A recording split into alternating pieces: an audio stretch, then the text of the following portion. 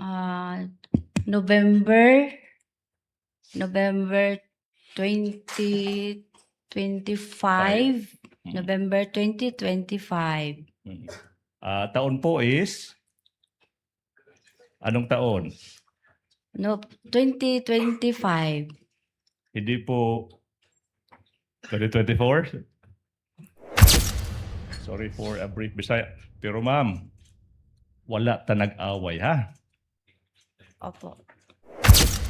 So therefore ma'am, kayo po yung tagasulat sa lahat ng gustong ispasulat ni Colonel Chica. Tama po ba? Misleading, Your Nag-discuss Honor. po. Why? Misleading, counsel. The witness did not say that. She said she was getting inputs from Colonel Your Atchika. Honor, that's a follow-up question, Your Honor, please. That's a follow-up question. So I'm confirming with her that it was Colonel Chica who told her what to write, what to input. That's the question, Your Honor, please. On the basis of her previous answer, Hindi mo pwedeng that it was ipasulat with the yan. inputs of Kung Colonel hindi Chica. niya- So that's a question by itself. hindi Your Honor. kundi siya A follow-up mag-a-agree. question. Magandang umaga po sa ating lahat at ito po no, Monday impeachment trial, may panibagong witness po ang mga prosecutors na i-present nila at ito naman ang i-cross examine. So tingnan natin ha kung meron ba silang mapatunayan na meron pong irregularities o meron po bang may kasalanan si BP Sara. Tingnan lang natin. Okay? Ito po. Panoorin natin. Bagong lahat, paki-like, paki-share itong video na ito para kakalat ito sa taong bayan. Sa mga hindi pa nakasubscribe dito sa Donmar TV, subscribe na po kaagad, no? Kasi libre lang po ang mag-subscribe sa YouTube. Walang bayad yan. Updated pa kayo sa ating mga trending na mga balita. Okay? Ito po, panoorin natin kaagad itong bagong witness nila. Play! The clerk of court is directed to kindly escort and situate Miss Gina Acosta to the witness stand for her testimony. For the prosecution. Ilabas nyo na ang witness ninyo para magkaalaman kaagad. Bakit ang bagal-bagal niyang witness na yan? Witness, lumabas ka na. Bakit ang tagal-tagal mong lumabas? Ayan. Kindly place the witness under oath, Attorney Bantog. Please raise your right hand, ma'am. You, Gina F. Acosta, do swear that the evidence you shall give in the case now pending between the Philippines and Vice President Cyrus Zimmerman Duterte shall be the truth, the whole truth, and nothing but the truth. So help you God.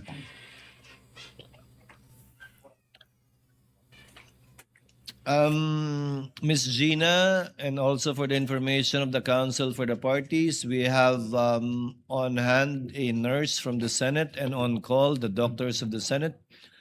Given that in the last appearance of Miss Gina before the House, I believe medyo tumaas po yung presyon ninyo. So we're just exercising some precautions with respect to this, but please try to be relaxed, ma'am. Attorney Ligutan, your witness. Hindi talaga May relax you yan. offer? Thank you so much. Basta Your Honor, natataranta. please. Di ba? Ang kapal ng makeup po Mr. Presiding Officer, our senator judges, the prosecution presents the first hostile or hostile witness in this impeachment trial. The testimony of the first, we'll pronounce it at hostile, we're accustomed to hostile. Ang testimonya ng kauna-unahang hostile witness sa impeachment trial na ito is being presented to prove ang mga sumusunod. Layo ng prosecution Ang bagal-bagal magsalita iharap ito si Gina Acosta bilang isang hostile witness. Ibig sabihin, hindi po siya testigo pabor sa prosecution. Pangalawa, si Miss Acosta ay nanunungkulan ngayon bilang Vice Presidential Staff Officer 6 Witness pala ito. sa Office of the Vice President. Pangatlo, siya ay nagsilbing Special Disbursing Officer or SDO ng Office of the Vice President noong taong 2022 at saka 2023. Correct me if I'm wrong ha. Is ito ba witness ba ito ng ano? Kasi hindi ko pa ito napapanood. Sabay-sabay nga natin itong pinapanood. Is this a witness sa defense team? Itong si Acosta? Pang-apat, siya rin ang nagsilbing SDO para sa confidential funds noon ni Mayor Sara Duterte sa Davao City mula taong 2019 hanggang 2022. Hindi pa siya Vice President Panglima. doon?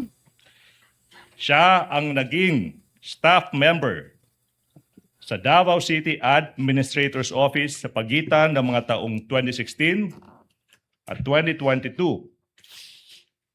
Mayor at pa si ang Davao VP City Sara Budget niyan. Office sa panunungkulan noon ni Mayor Sara Zimmerman I think- Duterte. Prosecutor's witness pa rin. Pang-anim, sa last quarter o huling 3 buwan ng 2022, ginastos ng OVP or Office of the Vice President ang halagang 125 million pesos na confidential funds sa loob lamang ng 11 araw sa ilalim at pamamahala at pangangasiwa ng Vice Presidente nang walang liquidation, nang hindi kumpleto o walang sapat na dokumento na nagpapatunay sa pagbabayad. Pang-7. Pang-8. Inatasan ng Vice Presidente ang witness na i-encash ang kabuuhang halaga na 500 million pesos or kalahating bilyon noong ika-20 ng Disyembre 2022, ika-6 ng Pebrero, ika-25 ng Abril, at ika-14 ng Hulyo 2023. I skip number 7, sorry. Sa 3 quarters ng 2023, ginastos ng OVP ang halagang 375 million na confidential funds sa ilalim ng pamamahala at pangangasiwa ng Vice Presidente nang walang liquidation, nang hindi wastong liquidation rather, nang hindi kompleto o walang sapat na mga dokumento na nagpapatunay sa pagbabayad. Let's go to number 9.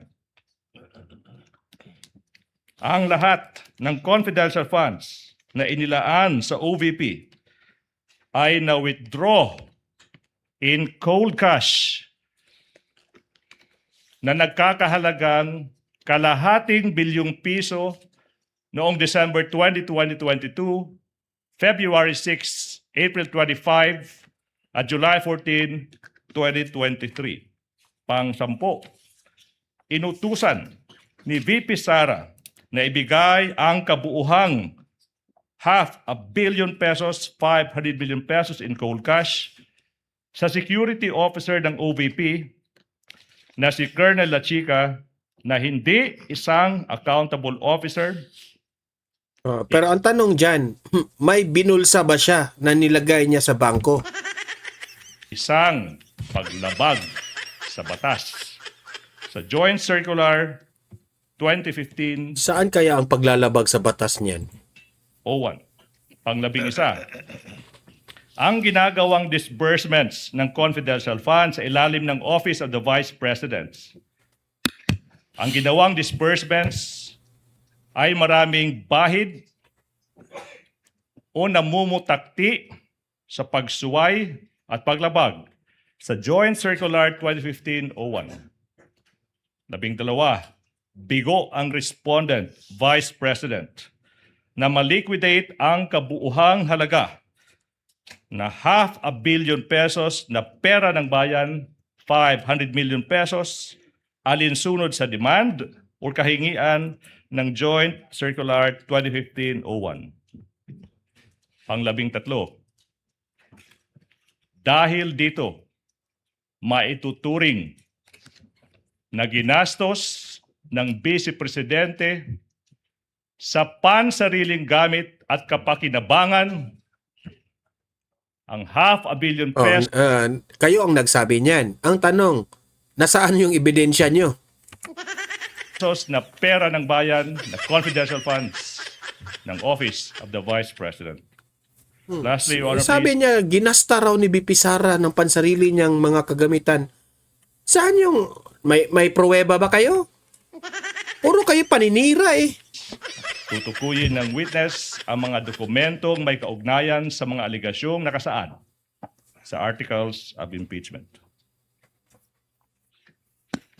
That's for the offer. Comment, Attorney Bacuel? Your Honor, for purposes number 2 and 3, we are willing to stipulate. We note that for purpose 3, this was already part of the admissions of the parties in the pretrial order. And it's contained in Part 1A, Item 2.8 of the pretrial order, Your Honor. For purpose number 4 and 5, as regards the confidential funds in Davao City and the position of the witness as SDO of Davao City, we would like to object on the ground of irrelevance, Your Honor, considering that for the simple reason that the confidential funds in Davao City are not part of the allegations in the articles of impeachment. So there's really no fact in issue to be proved by the testimony of the witness, Your Honor. And for all the other purposes, Your Honor, these are subject to cross-examination. What does Attorney Ligutan say with respect to counsel's stipulation to your second and third offer? The stipulation is well taken, Your Honor, please. So therefore, it is established na si Ms. Acosta ay ngayon nanunungkulan bilang Vice Presidential Staff Officer 6, saka nagsilbi siyang Special Disbursing Officer noong taong 2022 saka 2023. However, Your Honor, please, yung punto na walang relevance, yung naging pagsisilbi as SDO para sa confidential funds mula 2019 saka 2022, saka I think yun, di ba? Your Honor, please, we beg to disagree. It is very much relevant in today's proceedings, considering, Your Honor, please, that it is her experience as the SDO of Davao City in those inclusive years that led the Vice President to also bring her to the office of the Vice President and do the things they did in Davao City, this time with the money of the office of the Vice President. That is very much relevant to the prosecution's case, Your Honor, please. May I respond, Your Honor? Yes, before the presiding officer makes a ruling, counsel. Yes, Your Honor. The rebuttal presented by the prosecution is wrong, considering that there's no such allegation in the articles of impeachment, Your Honor. Moreover, Your Honor, it is clear in the ruling of the Supreme Court in Duterte versus House of Representatives that the basis of any charge must be for acts committed in relation to the impeachable office and within the term of the impeachable officer, Your Honor. Your Honor, can I make a quick rebuttal to the last point? No need, counsel. The presiding officer will make a ruling. The court will allow it, given that it is for the purpose of establishing pattern and/or behavior on the part of the witness. But to be clear, that whatever she says with respect to acts committed by her in relation to the Vice President now, while she was a mayor in Davao City, is not part of this impeachment trial and will not in any diba? way add to the charges that has Hindi mo been filed and are pending. Hindi mo pwedeng i-include yan nung panahon ay mayor pa siya. Kasi pinapapa-impeach nyo siya bilang Vice President, hindi po mayor. Gago kayo eh. before this court under the 4 articles of impeachment, as previously ruled by the chair in previous requests for subpoena, for example. However, may I ask counsel further to abbreviate the proceedings? Attorney Bakel, are you willing to stipulate that the witness is a hostile witness, and therefore counsel may ask leading questions already instead of qualifying the witness as a hostile witness? No, Your Honor. The prosecution must first qualify the witness as hostile, Your Honor. Then qualify her, Attorney Ligutan. We shall. Qualify her. Thank You you may so much. proceed when you're ready. Thank you so much. Madam Witness, maayong buntag. Mayong buntag sa... Ma'am, Excuse me. Your Honor, Excuse pwede bang me. magpaduol gamay sa Can atong I grupo? move? No? Can you draw closer to the microphone? Okay. Okay. Yes. Salamat po. How are you, Madam Witness? Okay, Jutay. Okay, og jutay. Ibig sabihin, I'm a bit fine. Madam Witness, natay tubig. We have water. Excuse me, sir. Opo. Sir, pwede dili bugnaw na Okay. tubig? Your Honor, ingon ng witness, sabi po ng witness, po pwede bang hindi po malamig yung tubig? The OSAA is directed to kindly give her. Ma'am Gina, you prefer warm water? Hindi naman daw po malamig yan, pero baka dahil sa aircon na lang lumamig. Ano lang po, sir, yung kung merong maligamgam. Maligam-gam na lang po. Mas Pakibigyan na lang better po ng po. maligam-gam. Salamat po. Mm-mm. You're welcome, ma'am. Mm-mm. You may proceed, Attorney Ligutan. Salamat. Ma'am, may buntag na. Why are you here today, if you know? Na ako diri tungod sa akong Sabuena. Okay. Nagipatawag ko diri sa Senado. Pizza, Um, August. With your permission, Attorney Ligutan, kung papahintulutan niyo po, Ms. Gina, pwede po gamitin po ninyo para mas maunawaan ng mas nakararami, Ingles o Pilipino sa pagsagot? Your Honor, pwede po haluan ng Bisaya, Your Honor. Sige po, basta ma-translate ni Attorney Ligutan without any objection from the respondent yung ibang mga kataga o salita Your Honor. na gagamitin ninyo. Your Honor. Yes. May we request an interpreter from this honorable court if this honorable court would allow, so that the defense would be able to easily understand the statements of the witness. We have a senator judge who can interpret, but I doubt if I can do that or will do that. Okay. Ma'am, Your Honor, I have a proposition. Ma'am Acosta, alala ko when you testified before the Committee on Good Government sa House of Representatives, ma'am, we spoke in Tagalog, then siningitan natin ng our great Bisaya language, no? Ma'am, pero po, para po mas mabilis, kung po pwede po, no, let's try as much as we could po to speak Tagalog. Kung po pwede lang, ha? And then, if you really have to speak Bisaya, then of course, hindi po pinagbabawal yan. We should be proud of it. Pero kung po pwede po, Tagalog po tayo. I-try po na ako, sir. I will try my best po. Let's try our best po, madam. Sige ma'am, while we're looking for a court-appointed or selected translator to get an official translation, hanggang kaya ma'am, pero kung hindi po, kung hindi po kayang gamitin ng Ingles o wikang Pilipino, gamitin niyo po ang Bisaya o Cebuano, subukan po naming unawain at interpret. Alright. You may proceed, Attorney Ligutan. Salamat. Ma'am, sinabi mo, andito ka kasi nga pinasabina ka. Pinasabina ng impeachment court. Di ba po ba? Yes po. Ma'am, na-mention din, nasabi rin na ikaw ay isang special disbursing officer, hindi lang sa Davao City, pati na rin sa Office of the Vice President. Yung tanong now is, what funds? What funds? Anong klaseng pondo po yung didi-disburse nyo bilang isang special disbursing officer po? Confidential funds po, Your Honor. Confidential funds. So na-mention mo yung confidential funds. Now, sinabi mo ma'am na ikaw ay andito kasi nga napasabina ka. Ma'am, yung tanong ma'am is, ito po ba ang unang pagkakataon na kayo ay napasabpina para tumistigo? This is my second time. Pangalawang time na po ito, Your Honor. Mhm. And then, pag sinabi niyo pong pangalawang time, ma'am, kailan yun?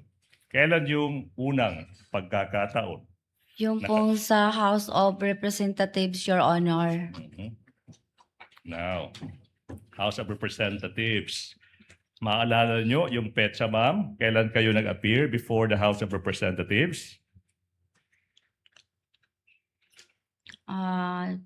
November 2025.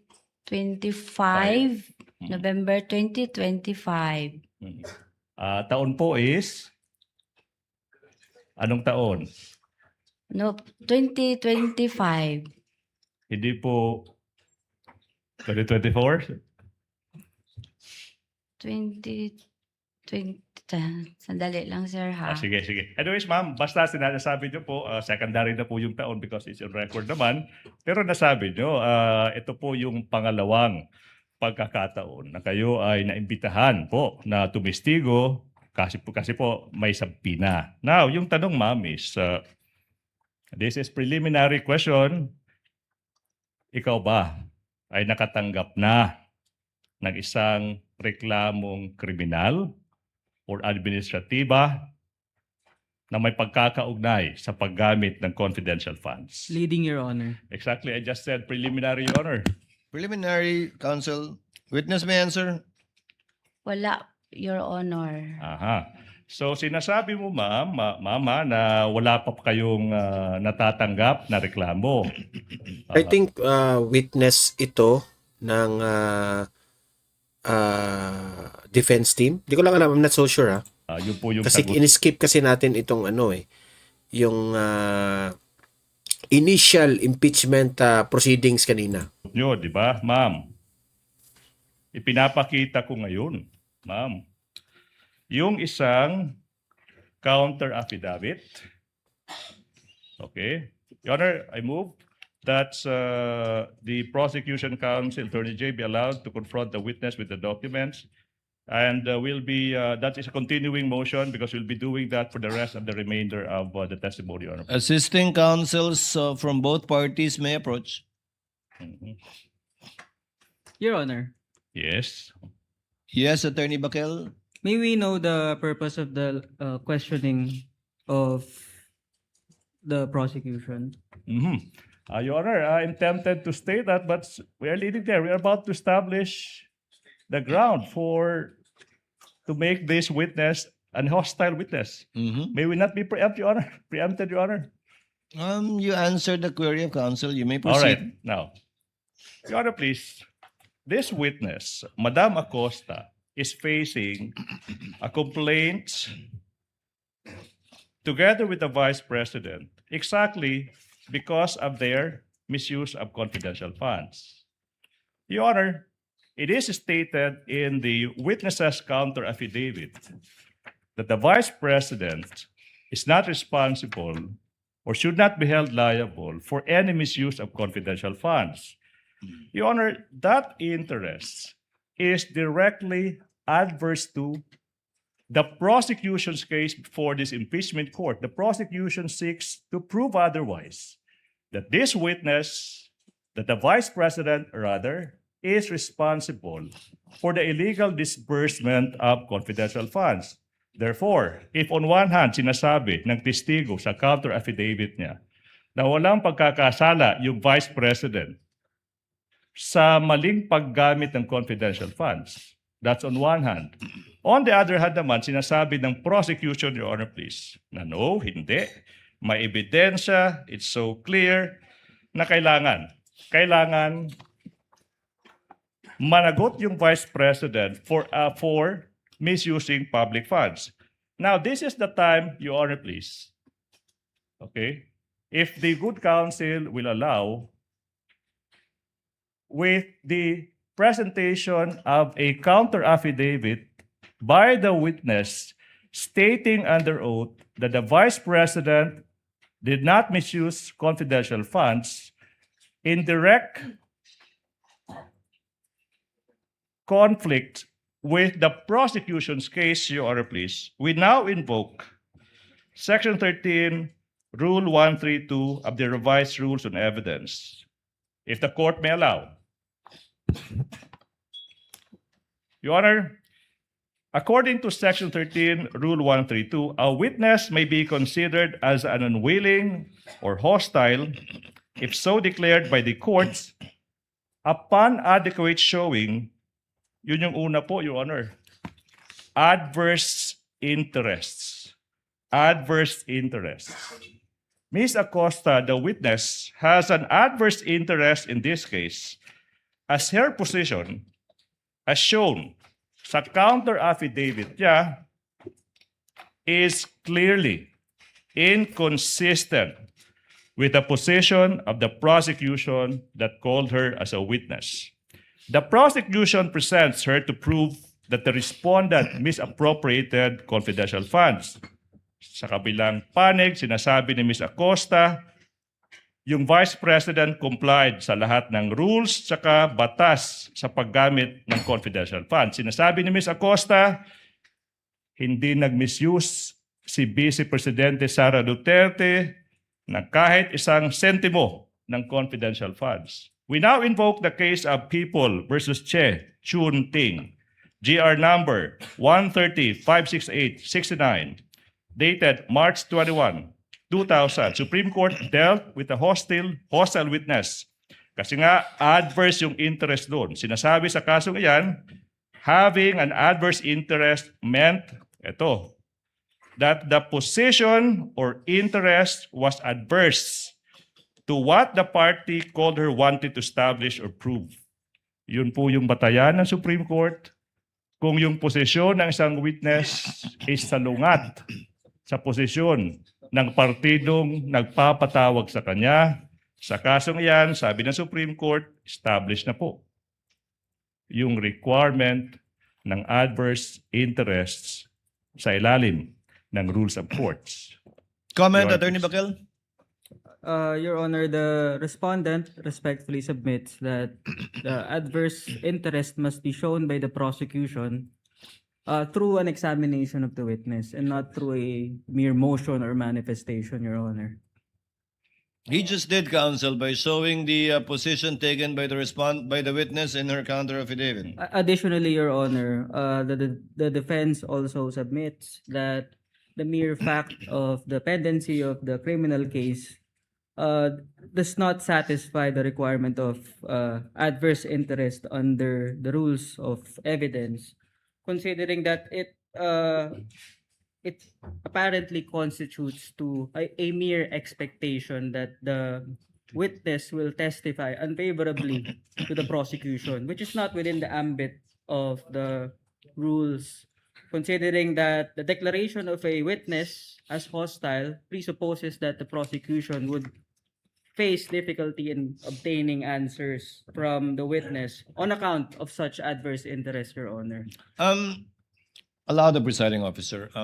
Ms. Gina, saan po kayo nagtatrabaho ngayon sa Office of the Vice President? Tama po? Yes, Your Honor. Sino po ang boss nyo sa Office of the Vice President? Si Vice President Sara Duterte. Permanente po ba kayo doon o coterminous?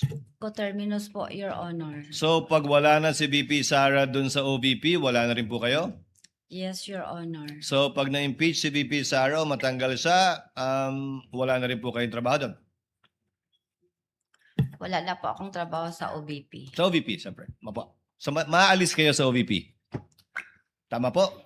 Yes, Your Honor. In addition to the ground raised by Attorney Ligutan that witness has taken a position by virtue of her counter affidavit filed before the Office of the Ombudsman, the court hereby declares the witness to be a hostile witness under and in accordance with Rule 132, Section 13. However, for the information of the senator judges and the public and councils as well, this only gives Attorney Ligutan the right to ask leading questions, still not allowed to ask misleading questions. As I know, Attorney Ligutan is well aware of the distinction. Yes, Your Honor. Okay, to abbreviate the proceedings, the witness is so declared and Attorney Ligutan may ask leading questions of this witness. So ordered. Maraming salamat. Madam Witness, kayo po ma'am ay isang hostile witness na. So ma'am, I can now ask you questions. Sorry for a brief Bisaya. Pero ma'am, wala ta nag-away ha? Opo. We are not enemies. Okay? Andito po tayo sa isang bagay lang. Ano yung totoo? Unsay tinuod, unsay kamatuoran. Let's proceed.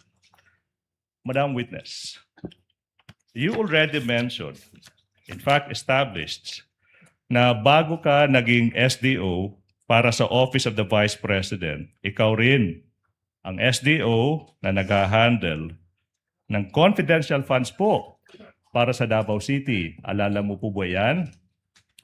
Your Honor, That's preliminary, Your Honor. That's Attorney Bakel, we are constrained to again object on this line of questioning on the ground of relevance, Your Honor. Considering that confidential funds of Davao City are not mentioned or even alleged in the articles of impeachment, Your Honor. Nowhere in the articles of impeachment does it state that the confidential funds pertaining to Davao City are at issue in this case, Your Honor. Correct. Can I respond to that, Your Honor, please? If the chair already made a ruling in regard to that, Attorney Bakel. We will allow it to establish pattern and or behavior, but not Hindi ko mainom to. to add to the articles of impeachment against the Vice President. That is quite clear. Opo. Thank- Not only to councils, but also to the senator judges and for the public as well. Yes. But the chair would like to note, if you would like to make one, a continuing objection insofar as this line of questioning is concerned. Yes. Yes, Your Honor. Continuing objection of counsel to this line of questioning is hereby noted. And also, Attorney Your Ligutan, Honor, you may please. proceed. Thank you so much. We will be continually invoking isang rule sa rules of procedure, Rule 130, Section 35. Exactly. I think that's what the Honorable Presiding Officer had in mind. Rule 130, Section 5, allowing presentation of evidence on previous acts to prove specific intent, knowledge, identity, plan, system, scheme, habit, custom, usage, or the like. Or siguro sa isang salita na maiintindihan ng ating mga kababayan, pattern. May pattern. May proceed, Your Honor? You may proceed, counsel. Thank you. So therefore, Madam, yung paghahandle po ng confidential funds, hindi na bago sa inyo. Tama po ba? Ano po, Your Honor, familiar lang po ako sa pagiging SDO, SDO. Special Disbursement Officer. All right, now. And ma'am, familiar din po kayo sa mga dokumento or reports na kailangan ihanda bago po magamit ng isang opisina gaya ng Office of the Vice President ng confidential funds. Tama po ba? Opo, Your Honor. Opo. Thank you so much, ma'am. In fact, madam, you are familiar with Joint Circular 2015-01. In particular, nakasaad dyan, paragraph 4.2. May we be allowed, Your Honor, please, ayan.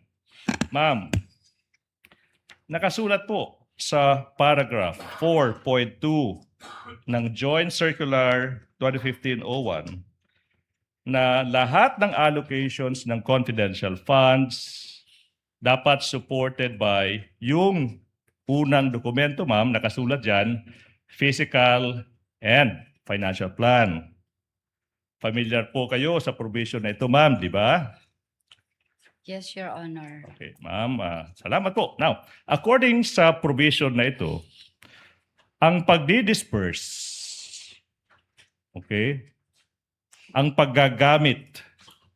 Ma'am, what's Bisaya for disbursement, kung alam niyo po? Ano ba yung Bisaya? What term do we use, Cebuano Bisaya, for disbursement? Ang pag-release, Pag-release. Okay. kailangan base yan sa physical and financial plan. Okay? Therefore, hindi po pwede na may marirelease na confidential funds kung walang tinatawag na PFP. No? Physical and financial plan. Tama po ba? Tama po, Your Tama Honor. po, ma'am. Di po ba, ma'am, kinukumpirma mo na para sa ika-4 at huling quarter ng 2022 para ma-release yung 125 million pesos na confidential funds, sinasabi nyo, nag-comply naman yung Office of the Vice President sa kinakailangang physical and financial plan. Tama po ba?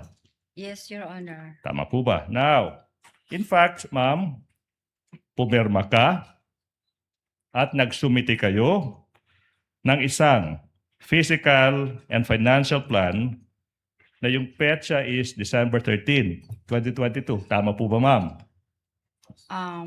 Di ko maalala exactly ang number, Your Honor, pero naghimo mi og physical financial plan.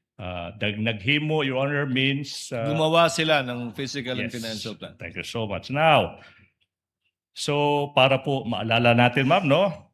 Ipapakita natin ngayon yung isang physical and financial plan.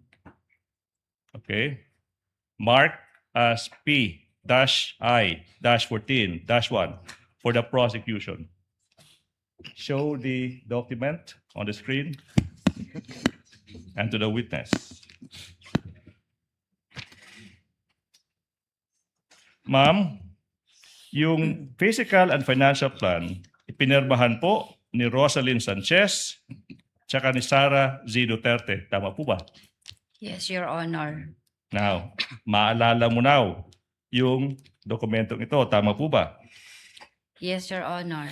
And then base sa dokumentong ito, ma'am, sinasabi dyan, ikaw yung tinatawag natin na Project Accountable Officer. Tama po ba? Opo, Your Honor. Mhm.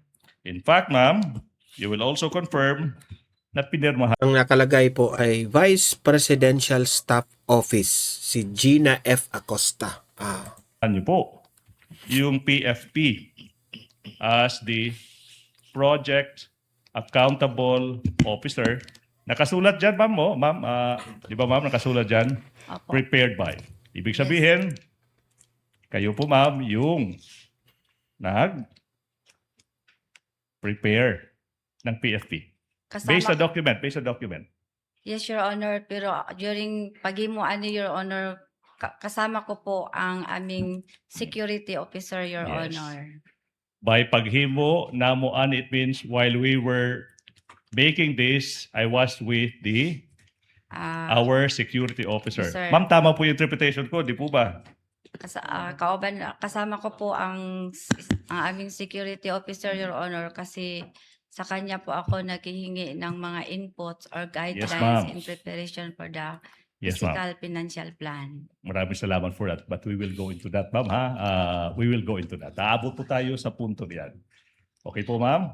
Yes, Now, ma'am, bilang po Project Accountable Officer, ikaw, nakasulat dyan, ikaw yung nagprepara ng plano, ikaw din, being the officer, accountable officer, yung naglista ng mga confidential funds. Ma'am, yung paglista, ma'am, ha? Yung tanong ko, ha? Paglista ng confidential funds, programs, and activities na nasusulat sa physical and financial plan. Di po ba? Pwede usabon, Your Honor, ang Okay. question. Ako usabon, ma'am, no?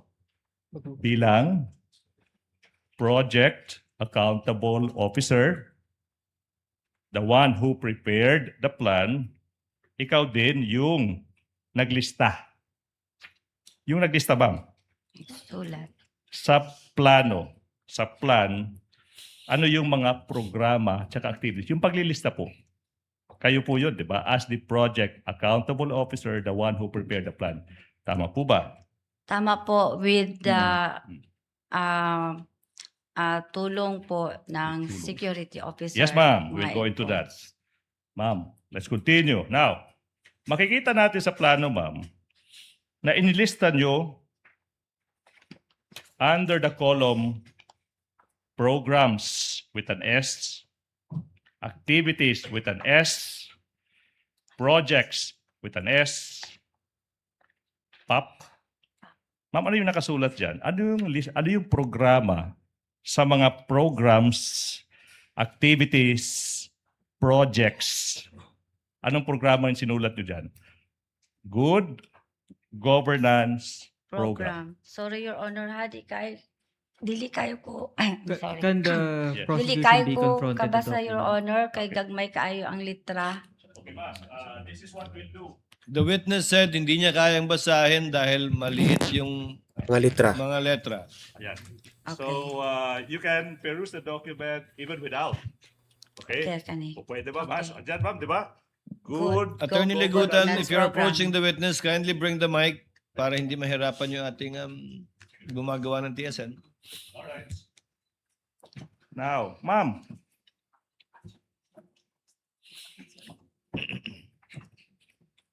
Okay na po ba? Okay po, Your Ma'am, Honor. now, yung tanong is, ano ba itong good governance program na ito? What is this all about?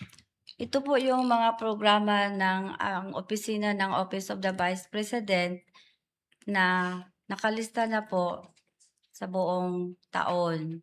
Mm-mm. Halimbawa po, yung libreng sakay, yung plant at risk millionaires, 4 million, kalimutan ko sir. Okay. Libreng sakay, yung financial medical assistance po, Your Honor. Okay. So, ma'am, yun yung mga sinasabi mong mga programa now under this program. Yun yung sinasabi mo, di ba? Ma'am, sino po yung nag-conceptualize? Sino pong bumuo o nag-isip ng programang ito?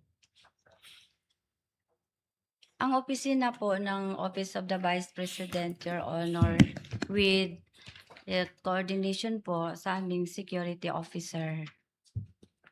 Now, kailan po nabuo ang planong ito? Mm, Sa security officer naman, yung nag-conceptualize, di po ba? Na mga planong ito. repeat, Your Honor, sa question. Sino yung kailan na-conceptual? Ito yung tanong. Kailan nabuo or napag-isipan or na-conceptualize itong good governance program? Kailan? Sa pag ano na, Your Honor, pag-request na ni Ma'am BP ng confidential funds. Mhm. When the Vice President requested for confidential funds. Ma'am, may mga pag-aaral ba or pagsasaliksik na ginawa ang inyong opisina to come up with the program? Wala akong personal knowledge sa ana, Your Honor. Wala kang personal knowledge. May proseso ba o criteria na ginamit to select of all programs, good governance programs? Wala po.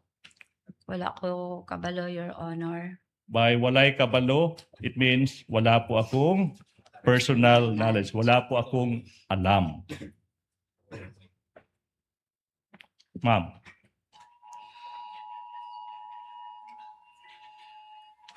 Oops. we're fine here, okay? Let's continue, Your Honor. You may Okay. continue, counsel, but the public is reminded to kindly put their phones in silent mode. Okay, now.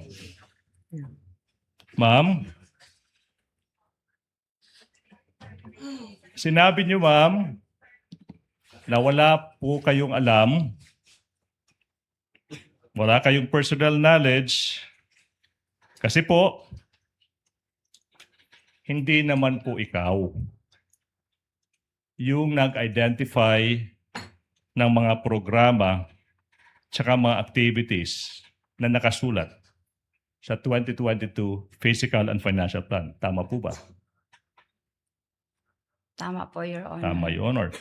In fact, ma'am, you will admit, confirm, na noong November 25, 2024, yung pagdinig ng Committee on Good Governance and Accountability, you merely ask a security officer, Colonel La Chica, what to state in the physical and financial plan as confidential activities in relation sa paggamit ng Office of the Vice President ng confidential funds. To aid your memory, Your Honor, please, we are showing on the screen, a portion of the transcript of the Committee on Good Government and Accountability hearing, November 25, 2024, where sinasabi ng witness that all information that will be reflected in the physical and financial plan of the Office of the Vice President, which she prepared, galing lang sa isang security officer, si Colonel La Chica. Siya po ang nagbigay sa akin ng inputs, Your Honor, o mga guidelines po, Your Honor, kung ano po ang mga activities in relation po sa pagkandak po ng confidential operations Okay. or activities. Salamat, ma'am. Ma'am, who is this Colonel La Chica? Si Colonel La Chica po ay siya po ang commanding officer ng aming BPS-PG at siya din ang aming security officer ng Office of the Vice President. Si Colonel La Chica, yung full name niya po ay si Colonel Raymond Dante La Chica. Tama po ba? Mo na iyang full name, Your Honor. Yun yung full name niya. Now, thank you so much. Daghang salamat, ma'am.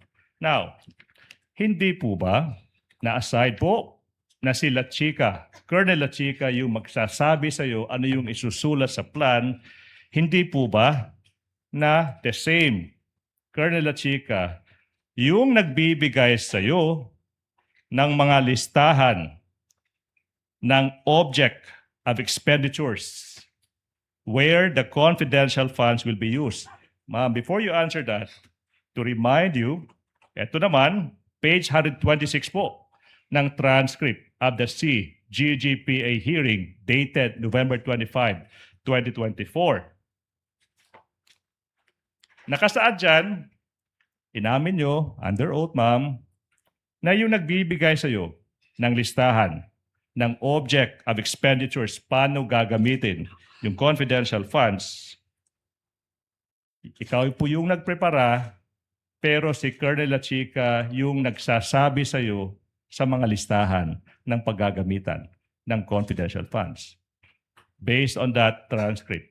Tama po ba? Sorry, Your Honor, nalibog ko sa imong Mhm. question. Taas man kaayo. We have to clarify, by nalibog, ibig sabihin, confused. Na-confused. po. Now, ma'am, base po sa November 25, 2024 hearing, inamin niyo po na si Colonel La Chica yung nagbibigay sa iyo ng listahan ng object of expenditures for confidential funds. Tama po ba? Object of expenditures. Yes, Your Honor. Yes, sa Your kanya Honor. galing. Nagsasalamat, ma'am. Ma'am, ito na yung tanong, ma'am.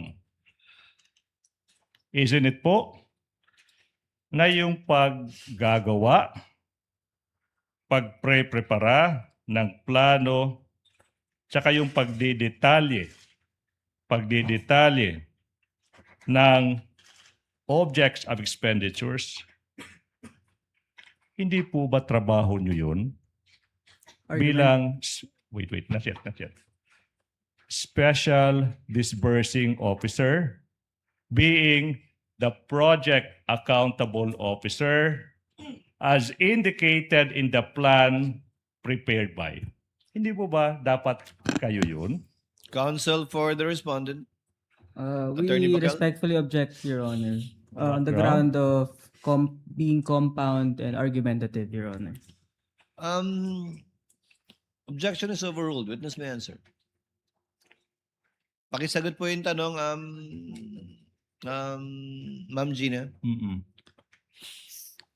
Your Honor, pwede po usbon ang iyang Yes, pangutana. Taas man good, Your Honor. Yes, ma'am. I will, ma'am. Para kay Gina Acosta, I will do that. Ma'am, Salamat. wise pa yan. Okay now. Hindi po ba na yung pagdadraft ng physical and financial plan, trabaho nyo bilang project accountable officer as indicated by the note prepared by in the plan. Di ba trabaho nyo dapat yan? Trabaho ko po yan with the inputs or guidelines sa aming security officer, Your Honor. Yes, ma'am. Ma'am, hindi po ba na yung paglilista ng expenditures, ma'am, sa planong iyan, as indicated by the note prepared by you being the project accountable officer, hindi po ba trabaho nyo rin po yan? Objection, Your Honor. Ask and answer. Wala, iba yun. Yung kanina was drafting, now is detailing of the list of expenditures. Two different things. Kindly address the court, counsel. Witness may answer. Ano po yun, sir? Okay. Ma'am, kanina sinabi mo yung pag-prepare para trabaho nyo with inputs ni Colonel Chica, yung tanong now is, yung paglilista, pagdidetalye ng expenditures, opo, di ba trabaho nyo rin po yan as SDO/Project Accountable Officer as indicated by the note prepared by? Ang pagsulat po ako, pero ang mga expenses po, kung unsa ang gamiton, kay kay security Chica. officer po, kasi siya po ang mag-implement ng various confidential Mhm. operation activities, kay siya Mhm. po ang eksperto dito sa ground, Your Honor. So therefore, ma'am, kayo po yung tagasulat sa lahat ng gustong ispasulat ni Colonel Chica. Tama po ba? Misleading, Your Nag-discuss Honor. po. Why? Misleading, counsel. The witness did not say that. She said she was getting inputs from Colonel Chica. Your Honor, that's a follow-up question, Your Honor, please. That's a follow-up question. So I'm confirming with her that it was Colonel Chica who told her what to write, what to input. That's the question, Your Honor, please. On the basis of her previous answer, Hindi mo pwedeng that it was ipasulat with the yan. inputs of Kung Colonel hindi Chica. niya- So that's a question by itself. Hindi, Your kung di Honor. siya A follow-up mag-a-agree. question. Ma'am Gina, kayo po ang nagtatype dito sa form na to. Pag sinabing prepared by you, kayo po yung nagsulat. Ako po ang nagsulat, Your Honor. Pero kinukuha niyo po yung sinusulat ninyo mula kay Colonel Lachica. Kumukuha po kayo ng input sa kanya kung anong itatype o isusulat niyo dyan. After we discuss po, Your Honor.